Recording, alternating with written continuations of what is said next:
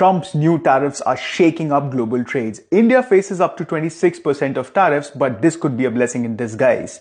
Let's break this down and use this fact sheet published by the White House while we're at it. Well, here's the backdrop. America's trade deficit in goods exceeded $1.2 trillion in the last year, with $46 billion coming from India. The US manufacturing has shrunk from 28-29% in 2001 to up to 10% in 2024-25. India sits at 16 to 17%. With the US debt to GDP ratio at a whopping 124%, Trump wants to introduce tariffs to raise new revenue and protect their industries.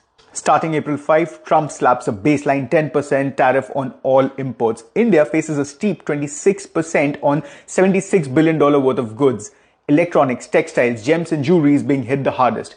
But India's competitors, China faces 54%, Vietnam 46%, and auto industry overall faces a 25% tariff. What's the impact on India? Well, India's exports might feel the pinch a little, but Indian government is not worried a lot, as can be seen in the press release by the government of India today.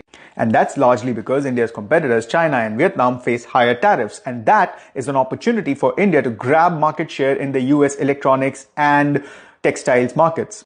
Plus, this is something that might force Indian babus to actually lower tariffs that would actually help Indian manufacturing and also improve the manufacturing policies that could help India stay more competitive globally. For the US, they might face inflation in the short term and a slowdown in growth in the long term due to high production costs. The revenue added from new tariffs would help, but they may not be enough for them to fix their massive debt problems. But I think the decision is not really informed by economic efficiency so much so as it is by the changing global trade dynamics. And they might be right and certainly do have the power to enforce it. So, well, is it good, bad or ugly? For India, it could be a hidden boon with smarter policies. For US, it means short-term inflation and long-term growth pains. What do you think? Drop your comments below.